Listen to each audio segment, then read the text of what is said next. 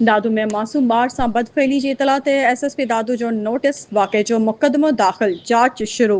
दादू खां रिपोर्ट करे रहियो आहे सखी सरदार चारण। थाणो दादू ए सेक्शन जी हदुनि में 3-4 साल मासूम ॿार सलमान खोखर सां बदफ़ैली जो अफ़सोसनाक वाक़ियो रिपोर्ट थियण ते एसएसपी दादू कैप्टन रिटायर्ड अमीर सऊद मक्सी सख़्त नोटिस वठंदे लाॻापियल हदुनि जी पुलिस खे फौरी कार्रवाई जा हुकुम जारी कया। उन सिलसिले में ए सेक्शन पुलिस मुतासिब ॿार खे तिबी जाइज़े इलाज लाइ वक़्त सिर अस्पताल मुंतक़िल कयो। एसएसपी दादू जी हिदायतुनि ते डीएसपी सिटी सुल्तान अहमद चांडियो ड्यूटी ऑफिसर सां गॾु अस्पताल पहुची मुतासिब ॿार जे वारसनि सां मुलाक़ात करे वाक़िए जूं तफ़सीलूं मालूम कयूं ऐं इंसाफ़ जी फरहमी जी पक ॾिनी। उन ई हवाले सां ए सेक्शन थाणे में मुतासिब ॿार जे वालिद जी फरियाद ते 2 नामज़द जवाबदारनि ख़िलाफ़ मुक़दमो नंबर 307/2025 ॾोहो दफ़ो बी 377 ताज़िरात पाकिस्तान तहत केस दाख़िल कयो वियो आहे। मदई मूजिबि संदन कुटुंब खाना बदोश आहे, जेको दादू में आरज़ी रिहाइश पज़ीर हो। पंजाब ज़िले झंग जा रहाकू संदन माइट जवाबदार अब्बास ऐं आमिर खोखर मेहमान तौर आया ऐं घर वारनि जी गैर मौजूदगी में ॿार सां बदफ़ैली करण बाद फरार थी विया। उन सिलसिले में एसएसपी दादू डीएसपी सिटी जी सरबराही में ख़ासि पुलिस टीम जोड़े जवाबदारनि जी फौरी गिरफ़्तारी जो टास्क ॾेई छॾियो आहे। पुलिस तरफ़ां जवाबदारनि जी गिरफ़्तारी लाइ क़दम खयां पिया वञनि। गैर इख़लाक़ी ऐं घटिया अमल जा मर्तकब जवाबदारनि खे गिरफ़्तार करे जल्द कानून जे कटहरे में आंदो वेंदो।